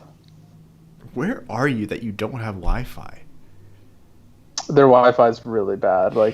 Guys, Evan works in the tech sector. Struggling right now. Evan works in the tech sector. That's what kills me. Don't you work in IT security? No, not in security. Actually, we don't know what Evan does. He's a billionaire. Why is Tomas Tatar underneath at Brad Crisco? It's a little bit of a guest star appearance that we want to see if anyone noticed. That is actually Tomas Tatar, not Brad Crisco. Oh, we're interviewing the first responders first. I think it's a nice gesture considering everything going on right now, but it's also very obviously their way of lengthening the show. I have one of my headphones in to hear you guys and one of my headphones out to hear this at the same time. I'm keeping the volume low. So again, the first thing we want to see is that the countdown is starting at 7, because that means that no placeholder teams labeled A through H have won the top 3 picks. If it starts at 7, 8, or if it started at 8 or 9, that means 1 or 2 teams respectively have won those top 3 picks. 1 or 2 of those top 3 picks. The next thing we want to see is that the Ottawa San Jose pick, like the pick that Ottawa got through San Jose, isn't at 6th overall, and then the same for Ottawa's actual pick at 5th overall. If that's the case, then we know that Detroit is drafting 4th overall. Ryan, can you give me less to think about, please? Yeah, sure. I'm already not handling this well. Wheel team lucky, that's what we want. Red team good, please. Wait, one of the red teams good, please. Okay, what other questions do we have in the chat here? Boo Bettman, Hossa, first ballot Hall of Famer, well earned. You know what? I like Hossa in the Hall of Fame. I know not everyone does, but I think the amount that he offered to the game is substantial, and he's a pretty underrated two-way player. Evan, everyone wants you to lose the hat, buddy. They think it looks too much like a Leafs hat. Tough luck. My hair is gross today. Just straight greasy. Some, you lazy bastard. Evan or Brad, did you move your mic further away, or am I just quiet? No, I wasn't talking very loud there. Okay. Osgood for Hall of Fame. Do we want to have that debate now, quickly, before they start drawing balls? No. No, we're actually going to do that. We're going to revisit the Osgood for Hall of Fame conversation in a future Patreon exclusive. Gary Bettman is on the screen now. I actually cannot be bothered to listen to this whole prelude. I do not have it in me to watch all of it. I have it on mute. Are they singing in some booing? No, not like the NFL. Not like the NFL. I like that the NFL did that. I thought that was a great show. Would you Classic trade NHL, the most boring league. Would you trade for Raymond at 10? Yeah, I would trade a lot to get Raymond at 10. Hey, Brad? Yeah. Oh, yeah, without thinking twice. I would probably take next year's first, Veleno, Seider, and Zadina off the table, and probably I'd be willing to throw in just about any other pick or prospect at it. Yeah, if it's 2 years from now's first, that's fine by me. If we're talking like multiple seconds, if we're talking like McIsaac, that's all good with me. Next year's first is just... Next year's first could get the Red Wings a true top pairing defenseman to go along with Mo Seider. That's tough, though. The price at 10 will be expensive. Teams would be better off almost drafting the player. Do they normally release the video of the ping pong balls? They often do, yeah. So what they'll do, pretty much what they do is they draw a select number of balls, and there's a 20,000 or however many thousand or million possibilities, not million, of orders of the ball. And a team is assigned a certain subset of combinations of those numbers reflective of their percentage of winning. So the Red Wings will have 18.5% of those number combinations for first overall and yada yada. So they take it number by number, and then they find the sequence. Actually, a horrible fact for everyone that you'll hate to hear. I believe it was the Connor McDavid draft. Correct me if I'm wrong here, guys, but after 4 of the 5 numbers or 3 of the 4 numbers, whatever it was for the Connor McDavid draft, Detroit was one of the most likely teams to land him. Or was that Toronto? That was Toronto. Oh, yeah. Toronto had like a 45% chance of landing him, and Edmonton had like an 11% chance. And Edmonton got him with the last number. We were in the playoffs the year before that. We weren't even in the McDavid lottery. Oh, that's right. Yeah. I'm thinking of Matthews, aren't I? Because Detroit was... Yeah. Wait, were they in the Matthews year? So the last year we made the playoffs was what, 2015? So we missed 19, 18, and 17. So yeah, we were in 16. So that would have been the Matthews draft, correct? Crazy how much has changed in 5 years. Oh my God, we've done this so many years now that we actually can't remember. Like the years are melting together. No, because our first lottery pick was Rasmussen, and that was the Heischer draft. So no, we wouldn't have been in on Matthews. No, that's right. Yeah. Anyways, Toronto came like tantalizingly close to having McDavid. First lottery was 2017. Yeah, you're right, Sparks. Thank you. Yeah, everyone worried about the Wings being 6. The only way the Wings could be 6 is if they invalidate this whole lottery. Bob McKenzie had an entire thread of tweets talking about what will happen if the league doesn't actually run, which is looking like a very real possibility because things are getting worse again, especially in North America and South America. Well, not that that's related to hockey. But they were talking about, well, if the season doesn't run, then there is no playoffs or championship awarded, which means that every team would technically want a piece of the pie. To which I say, kick rocks and piss off. But I would not be surprised to see the league say, yeah, all 31 teams now have a shot at this pick. But for them to do this and give a team first overall and then invalidate it, their headquarters would be burned down. It just won't happen. What they might do is change the lottery odds for like the second, like make a second lottery for 16 to 31 and randomize that. That's the best they could do. Oh, David Maloney gave us a picture of Hal, Lindsay, and Abel, which I already did a little prayer to earlier. It's all set up beautifully. I have the rookie Jonathan Ericsson card, and I'm not the first person to say nice things about Jonathan Ericsson, but this is a last overall pick in the draft who panned out as a defenseman in the NHL for many years. So that's good. So you have last overall there. So the book and to that on the other side would be first overall. It has been foretold. The cards are in. I think after this commercial, we're going to start to hear some results. I might be mildly over. stitious. Oh, I have so much anxiety right now. Lafreniere, Byfield, Stutzle, Perfetti, Raymond are apparently the consensus top 5 picks. Rossi, Drysdale, Holtz, Sanderson, Askarov after that. Who's got their... Evan, do you have your feed on? I did. They were just interviewing Lafreniere, so I turned it off again. Oh, okay. You'll want to turn the volume down on that as it comes up. Oh, yeah, there's Alexi. Yeah, I'm a little bit behind you guys, eh? Shoot. How does someone with a feed like Evans... anyways. So we want to see this start at the 7th pick. We don't want placeholder teams winning because that means teams below Detroit have moved up. We want the lowest opportunity for that to happen. We want to see this the countdown start with the 7th pick. And, I should pull up. We want to see this start with the 7th pick, and we want number 7 to be Buffalo. We want to see Buffalo, then New Jersey, then Anaheim, then LA, then Ottawa, then Detroit. I am going to cry. Is this started yet? No, they're not. They haven't started yet, but they are leading into it now. It is. I see current- He's at the Field, podium. got the He's stats. at the podium. Okay. I hate this. I can't hear it because it's gonna echo on the I thing. gotta turn it up a on the little bit. stream. Mute yourself. Oh, come on, Bill Daly. You've heard us so much before. Just do something nice for us, please. Is it picking up on my mic? 8 cards, a placeholder team won. One placeholder team is in. 8 cards. Stupid. You count A it? playoff team might He get said a 8 cards. top 3 pick. Oh, God damn it. Buffalo. You're behind me. Yeah. So Buffalo's picking 8.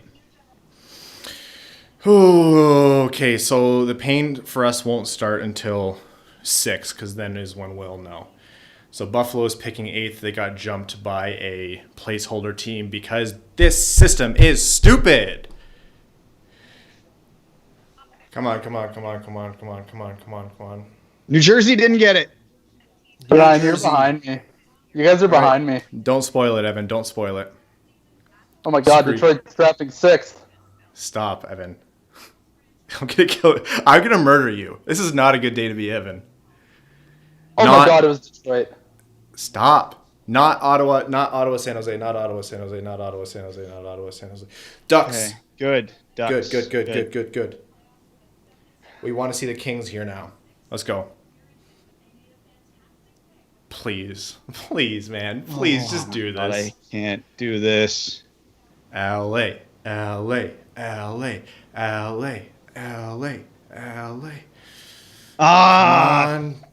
it!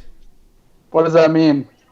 LA is so one of the placeholders in LA. So Detroit's got one. There's one slot left for the draft lottery.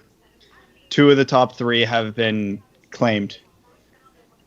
Oh, at least LA is out west. So that means if 2 of them are one of Detroit this is or gonna Ottawa. be us. Fuck! I mean, Fuck this stupid piece of shit league. Are you kidding me? 17 wins in 70 games and we're picking 4th. This is a goddamn farce. A team that's in a playoff series in less than a month 4th. gets the draft lottery and we don't. 4th overall. hey, I'm still streaming here. Biggest 4th garbage overall. league, I swear to God.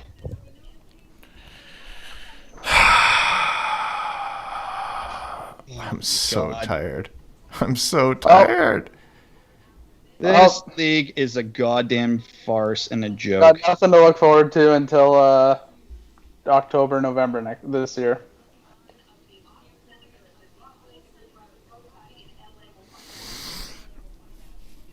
There's a commercial? Oh, you guys are way behind me. Yeah, Evan, we're way behind you. I already turned it off. All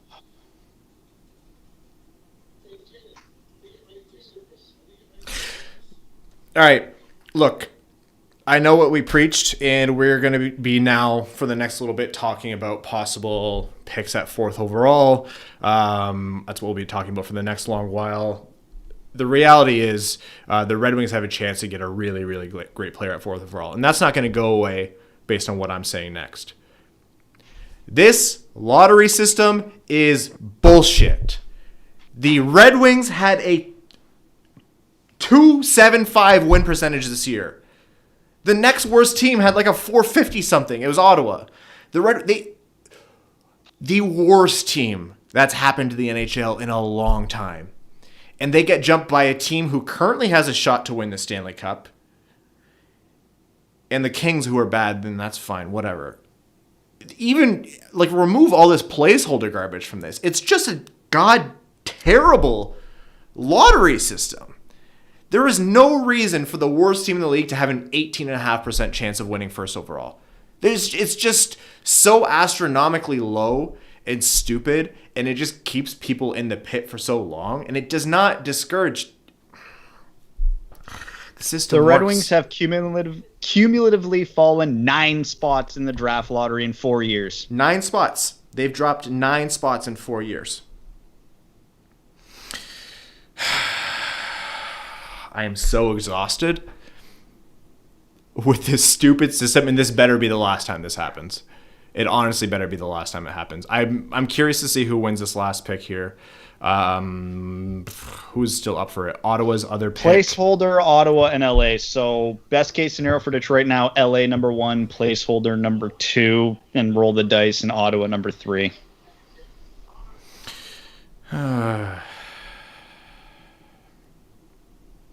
Just going to fire off a couple tweets here. Yeah, that's what I've been Imagine doing. making the playoffs and still getting a top prospect. I'm getting so like stupid. condolence texts from my friends.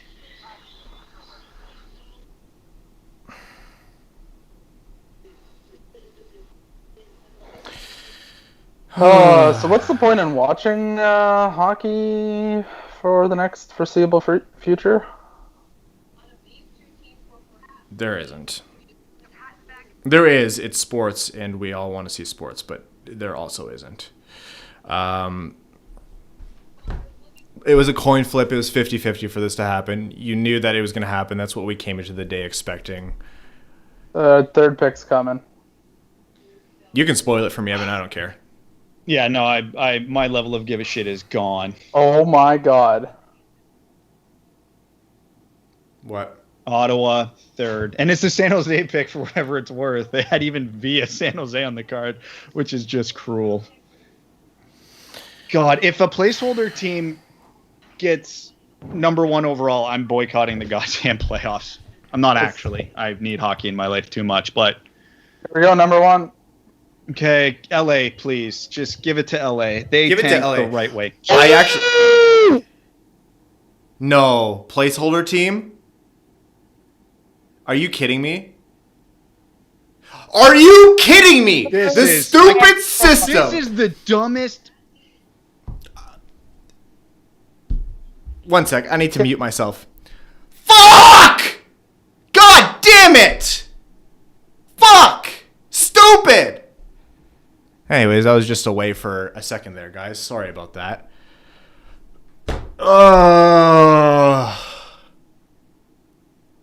They had a maximum. Look at your LA is right to be pissed. Luc Robitaille is right to be pissed because it is so goddamn stupid that a placeholder team even has a chance to win this. They have a chance to make the Stanley Cup, and people are going to tell me, well, this was the system as is, and these teams would have been in regardless, and that percentage would have represented these teams. They are playing for the cup right now. It is just so dumb that this pick is even available to them. You should not be able to move up that many spots. Tell me what this team possibly. I hope it's the Rangers. Nah. I can't wait for it to be Montreal, and then all the conspiracy theories start coming through. By the way, I'm turning this off now because I'm not giving the NHL my ratings. Oh my god! Was I not muted while I screamed? Good commercial about Gillette on. Was I not muted while I screamed, guys? Glass half full, Ryan. We have all the content in the world until October. Can you guys hear me? Yes. I can hear you. Was I muted while I screamed? Yes. Oh, people are saying I wasn't muted. I'm so fucking tired. I'm so exhausted.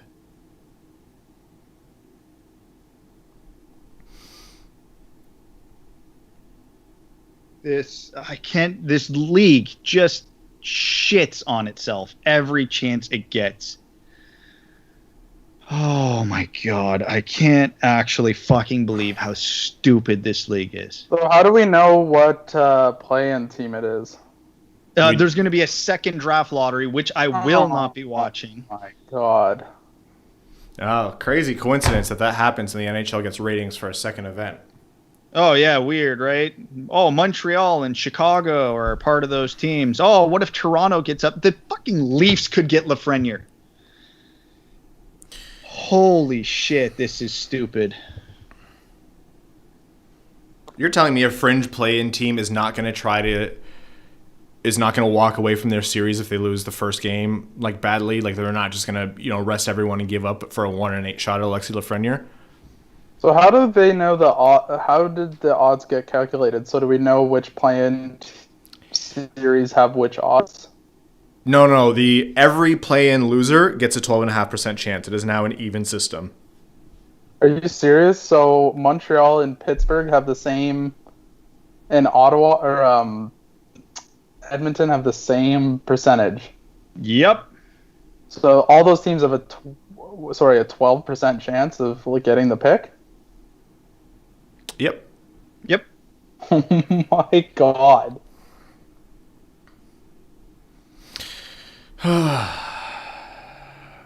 So they get to play for the cup, and then they get a 1-8 shot at Alexis Lafreniere. Actually phenomenal. So let me get this straight. So a team could win their play-in and then win the cup and still have 12% chance at the first overall pick. It's not the teams that lose? No, it's the teams that lose. Oh, the teams that lose. Okay. That's what I thought, and I was getting a little concerned that I was about to go burn down Oshawa. Wow, maybe one of the worst possible outcomes. Is that it? Okay, we're going to have another minute. We're going to have another minute of just commiserating here, and then let's talk about fourth overall pick. I just have to fire off a couple of tweets quickly if you guys don't mind chiming in. I also have a lot of steam to let out of my head. I'm just reading the chat right now, and it's basically what we're all thinking and sort of saying. I take sports generally more seriously than the normal fan, but I understand that it's entertainment. It's meant to be fun. The fact that I can actually get this angry about something, about an entertainment product, is just a shining moment as to how stupid the people running that thing are. Yeah, the Oilers could get number 1, and that's honestly who I'm rooting for to get it. The whole, and what's so ironic about this is this draft lottery system was designed to stop tanking, but now fan bases are going to be rooting for their team to tank. Oh man, that's not good.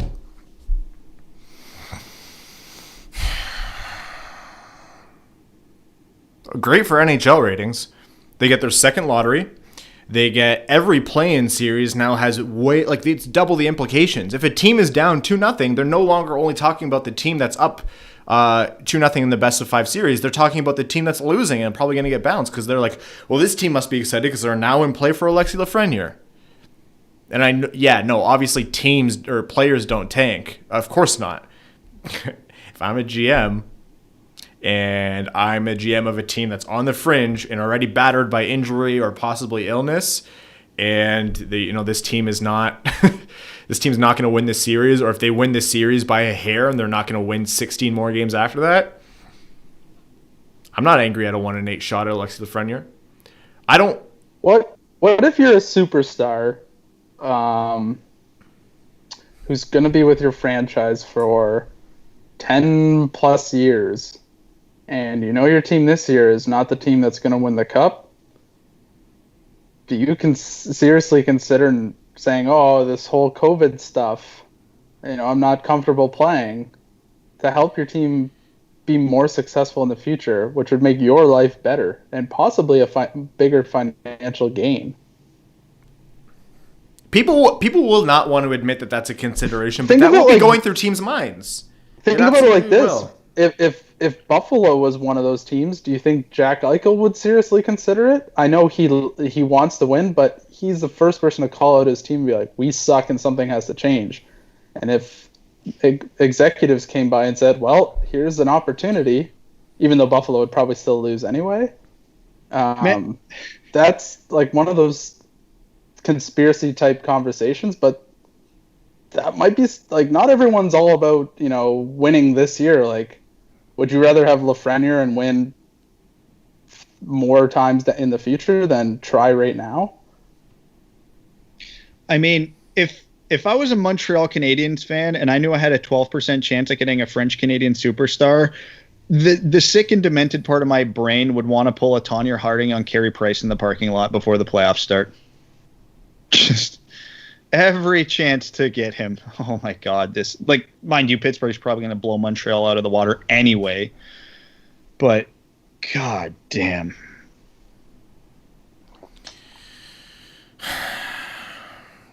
Steve's kid, Leo, and Hank and Mika are the only good things left in this world. Okay. So, the Red Wings at 4th overall. Players that will likely be off the board, obviously Alexis Lafreniere, Quentin Byfield, Tim Stutzle are almost guaranteed to go off 1, 2, and 3. It sucks. We don't know that. Remember, Puljujärvi was supposed to be a lock number 3, so I am not going to be saying that at any point over the next 3 months. Wide open after Lafreniere, but odds are you're right. You know what I'm rooting for now? I'm rooting for the league to not run and for them to redo the whole thing. Yeah, invalidate the lottery. Now we're on board. You know what? I'm just saying. No, we'll pick 6 somehow. No. No. Well, yeah, that's a consideration. Okay, would you take a renewed shot at 1st overall, but the opportunity that you can move down to 6? No. The top 4 is too good.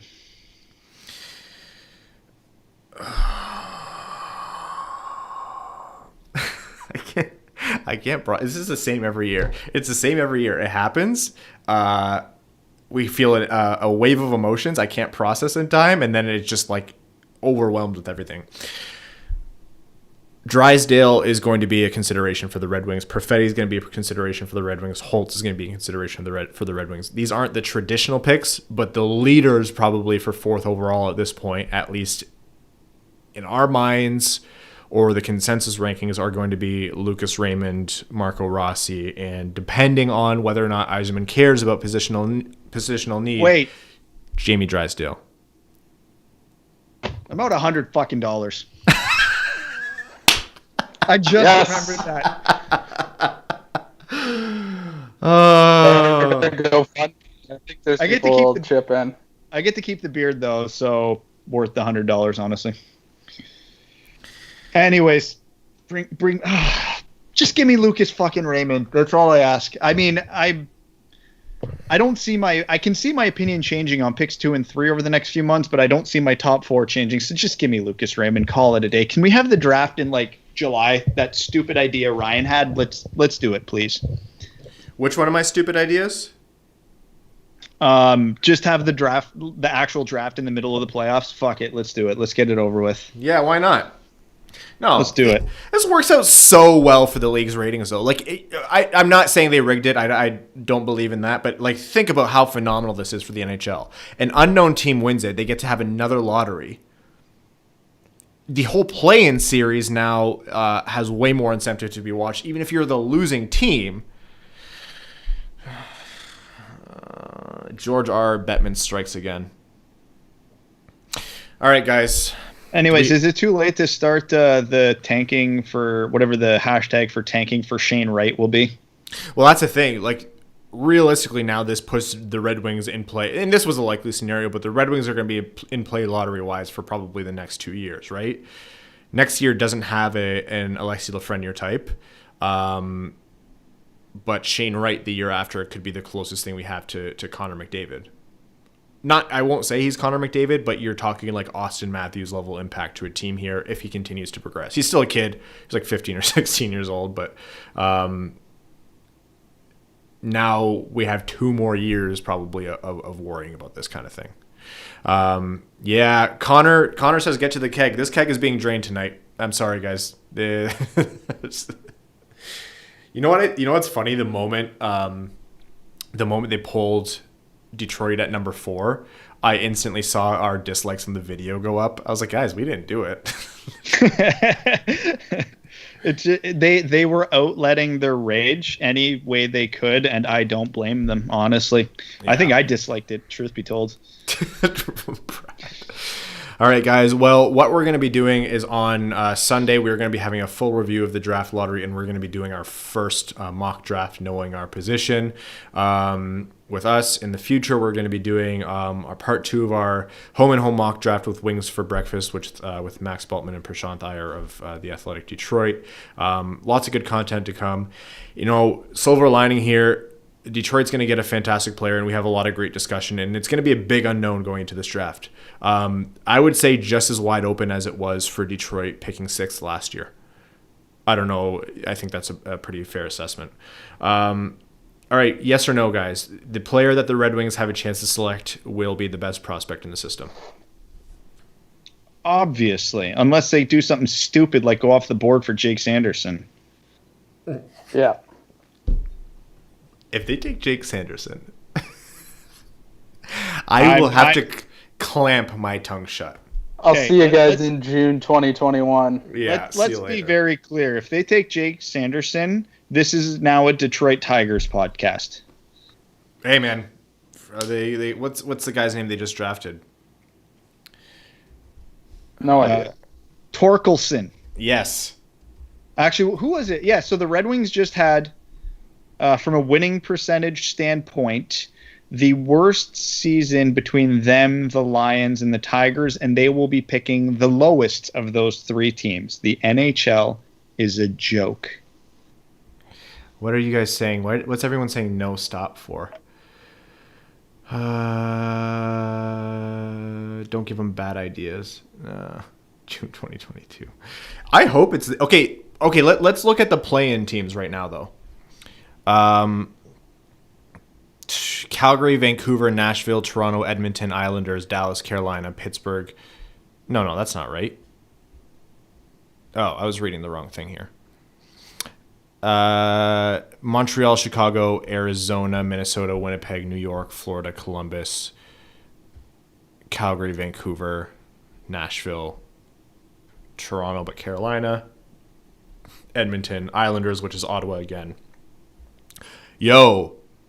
Was the Islanders pick trade to Ottawa protected? Yes. I believe so, yes.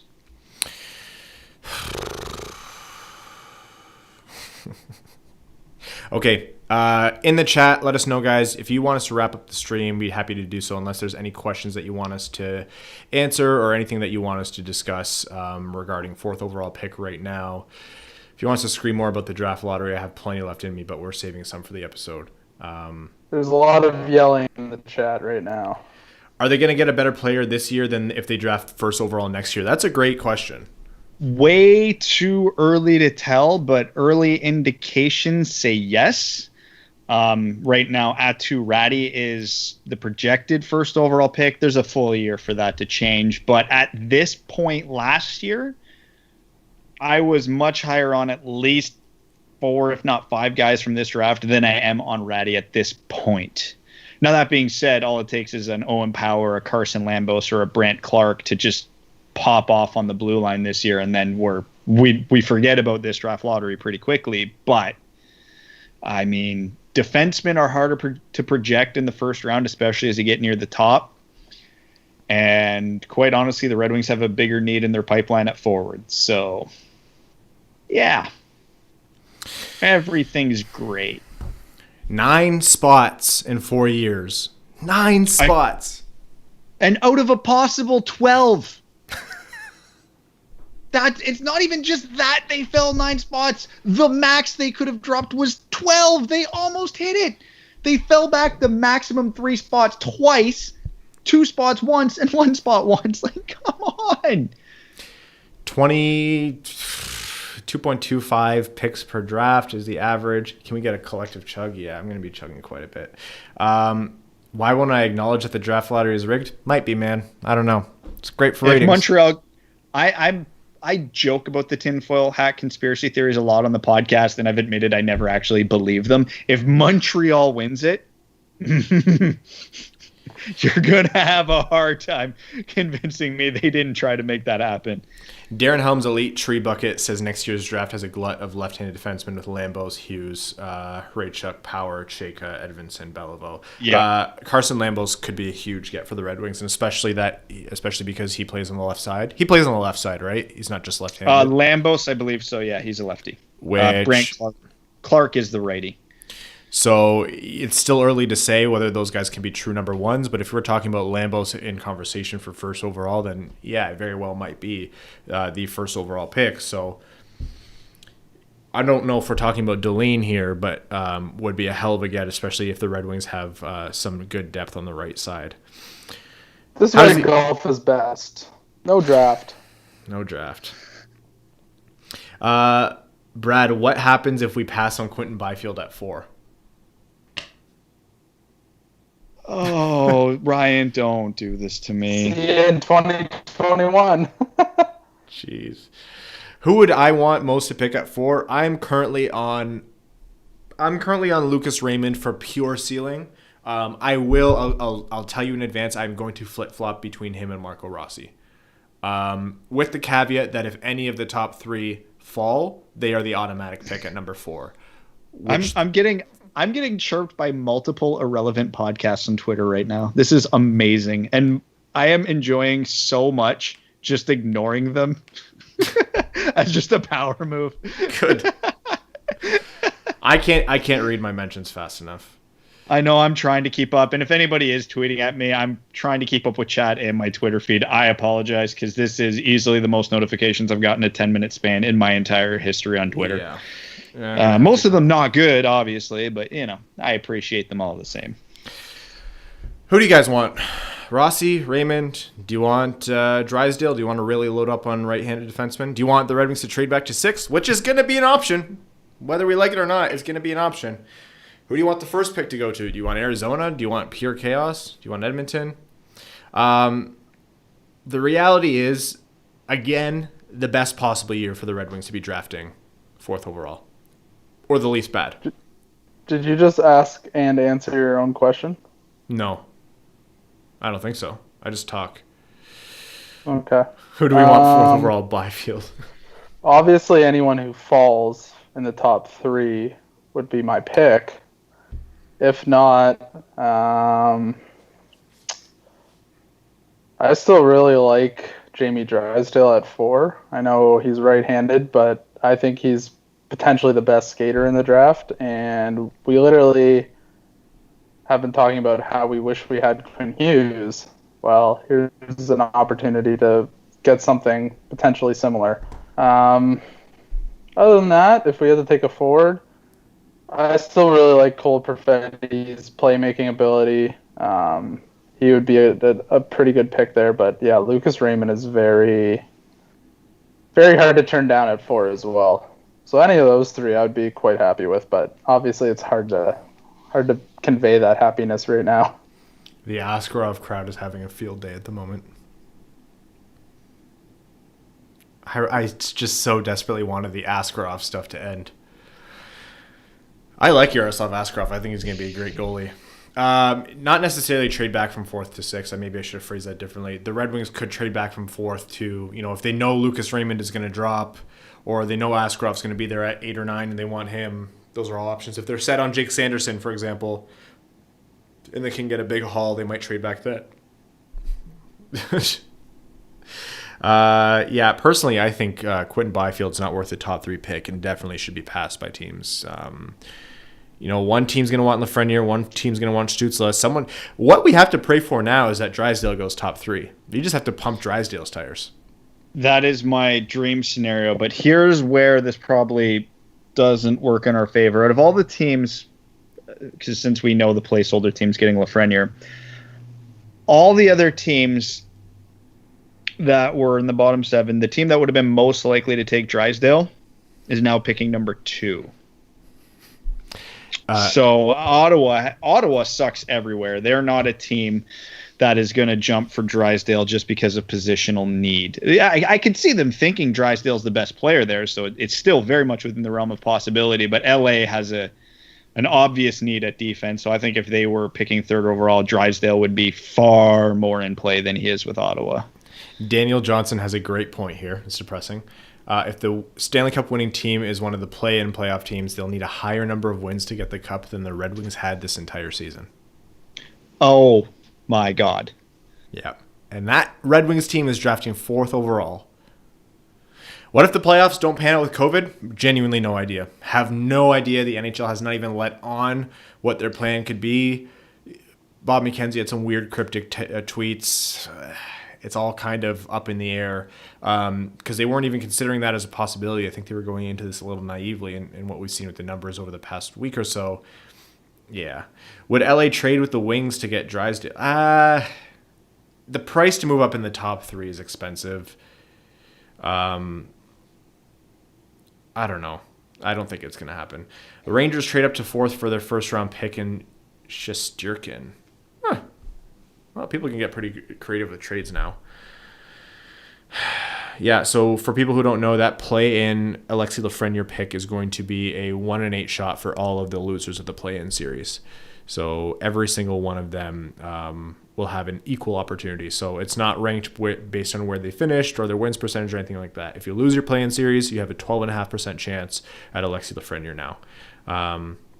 Josh Allen at 4th overall. I would rather take Josh Allen right now, just for the memes. Yeah, let's do it. Big, physical, looks great in shorts. Shorts are close enough to hockey pants. Fine. Fuck it. Let's do it. I don't even care. It's funny, though. At 4th overall, I still firmly believe whoever the Red Wings pick at 4th overall should be the best player on the Red Wings in 5 years, but we'll see. As long as Yzerman go too far off the board. He already did that. You already got your defensive defenseman last year with Seider, Yzerman. You do not need Sanderson this year. Please pick a forward. No, I don't think they will. I honestly think they'll really like Lucas Raymond. That's where I'm leaning. Either Raymond or Rossi. Rossi plays. Agree. Yeah. But who knows? You don't know. Steve Yzerman's the biggest vault in the league. It's what makes covering the Red Wings the most fun and the most agonizing. It is. Because it's the most fun because we genuinely never know what's going to happen. And it's infuriating because we genuinely never know what's going to happen. You know what's funny is Yzerman's not fazed at all by this. The guy is a steel wall, and he's like, yeah, whatever, 4th overall pick. Also, Steve Yzerman was a 4th overall pick. Putting out. Oh, man. At least we don't have to have the Stutzle v. Byfield debate, which I was not ready to have for the next 3 months because I am way too undecided on that. So that's a silver lining, I guess, unless they both fall to number 4, in which case I'm very okay with being undecided on that. I was happy to have that debate, undecided or not. Obviously, I would have been happy, Ryan. I'm just looking for silver linings here. What's wrong with Byfield? Nothing. Byfield is a top talent. Byfield would go number 1 in years where Alexis Lafreniere didn't exist. I think he's been over-scouted to the point where people are highlighting small things and making them bigger than they are. And if anything, people are just recognizing Stutzle more, which is sometimes coming at the expense of Byfield in the rankings. Anyone who takes Byfield still has an opportunity to have a physical freak of nature number 1 center in their system. Of course. Okay, hold on. Yep. Here's how it happens, and I figured out how the Byfield or Stutzle, depending on what the Kings like, how they're gonna end up in Detroit. Okay, you ready for this? A Lafreniere number 1 to who the hell ever playoff team, because of course. Let's say Stutzle number 2 to the Kings because they are the Kings. They're not dumb. They'll take a good player. Do you know who picks number 3? The Ottawa Senators. Where has Marco Rossi been playing all year? The moon. In Ottawa. All of a sudden, Byfield or Stutzle's there at 4. Oh, did I just Galaxy brain bullshit right now. I accidentally just got rid of Evan. All right, I brought him back. You know, they are going to have a lot of exposure to him. Where's Steve Yzerman from besides BC? Ottawa. Yeah.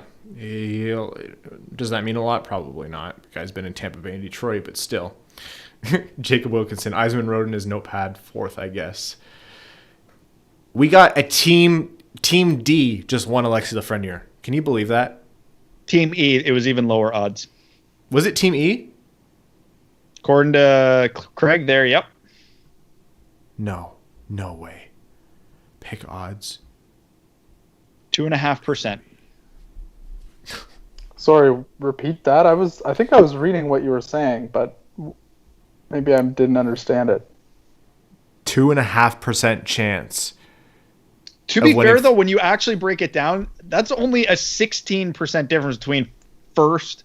So that's not a dramatic difference over the course of 100. That's how stupid this system is. So this Team E had a 2.5% chance of getting the first overall pick tonight, the way it was working out, and they got it. Yes. I think Bob said that was the 12th team, 12th in the draft. Who would that have been? Ryan, do you have that open? 12th pick. Who's 12th last in the league? Winnipeg. That would have been the peg. That's not the worst, I guess. No, it's not the worst. Canadian team. He has to live in Winnipeg. Yeah, far. Yeah, it's not really that. No airports. Hard to fly him in. Yeah. But of course, it's not going to be Winnipeg who wins it automatically. Jerry has no life called it. He said, "I called Team E with their historic past." Top 3 predictions. I predict what it is right now: Lafreniere, Byfield, Stutzle. I think they're just going to go with that. Who's second? LA. How's LA's center depth? Alex Turcotte, Gabe Velarde, pretty good. Not bad. If you could cut one player's cap hit with no questions asked, that's either Abby or Nielsen. It's Abby because he's got an extra year. Oh, yeah, it's Abby who has an extra year. And he's worse than Nielsen, so.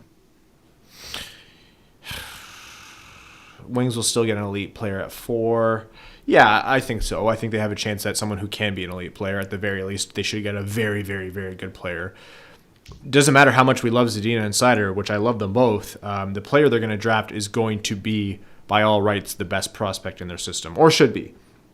If they go off the board completely, then yeah, it's not going to be the case. That player will have to work up in terms of what consensus rankings are, but that's why they're the pros and we're not. All right, guys.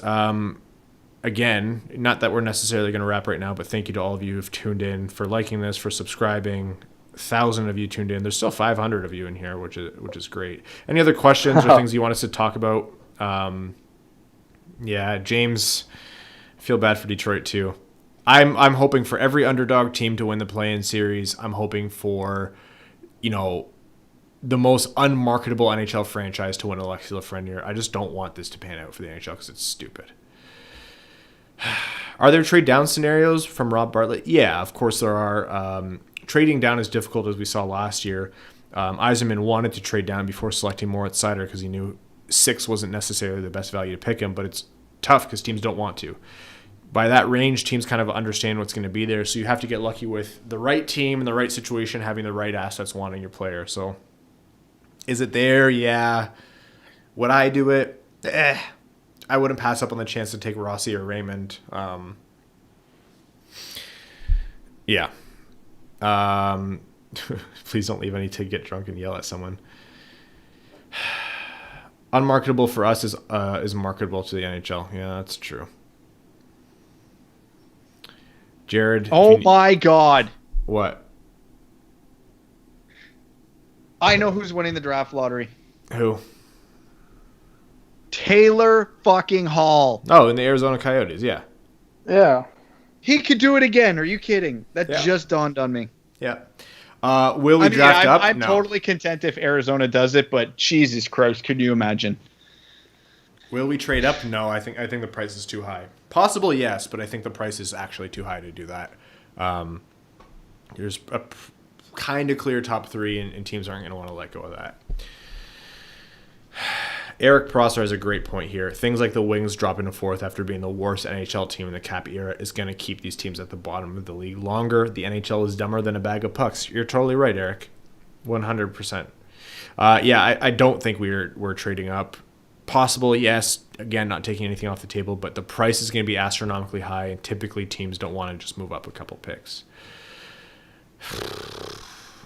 All right, boys. Anything left that we want to chat about before we wrap this up and give people a rundown on what comes next? Please, just let me die. Okay. Sunday's episode, we are going to be doing our first mock draft, knowing the position. We're going to be doing a review of the lottery. We'll have plenty more screaming and yelling then. We are going to be talking about players that are in play for the Red Wings, who you can look forward to seeing over the next 4 months as possible picks. And then coming up after that is just going to be a ton of draft content. If the return to play doesn't happen, they only redraft for the first pick. What? Hold on. I have to see this Bob McKenzie tweet first. That's what's coming up next. Thank you all so much for tuning in. Let's just read this Bob McKenzie tweet first. If the 2019-2020 return to play does not occur for any reason, the teams with the 8th to 15th lowest points will get equal shot at getting number 1 first overall. Oh, no. So if return to play doesn't happen, the teams ranked 8th to 15 are going to be the ones who are going to be put in that second lottery. So it's not like everyone's going to go in then. So, yep, that's what's coming up next. Thank you guys so much for tuning in. Again, episode on Sunday, mock draft, lottery review, general despair, drinking. We'll be on Twitter all night, guys. Follow us on Twitter at Winged Wheel Pod. Follow our individual accounts if you're not. And if you guys are willing to do so, I know not everyone likes to, but like this video, hit subscribe on YouTube. It's huge for us. And then until next time, thanks for tuning in, and I hate the NHL. Bye, everyone.